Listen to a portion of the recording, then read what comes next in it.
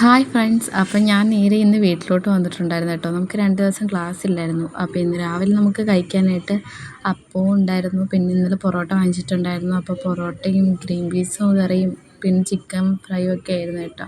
ഇതിന്ന് ഇന്നലെ അണ്ണൻ മേടിച്ചുകൊണ്ട് വന്നതാണ്. നമുക്ക് കഴിക്കാൻ പറ്റിയില്ല. അപ്പോൾ ഞാൻ രാവിലെയാണ് ഇത് കഴിച്ചത് ചൂടാക്കി. ഇന്നലെ ഞങ്ങൾ വന്നപ്പോഴത്തേക്കും അമ്മയും ഞാനും കൂടെ ഒരുമിച്ചാണ് ബസ്സിൽ നിന്ന് ഇറങ്ങിയത് കേട്ടോ. അപ്പോൾ എനിക്ക് അമ്മ ഐസ്ക്രീം വാങ്ങിച്ചു തന്നിട്ടുണ്ടായിരുന്നു.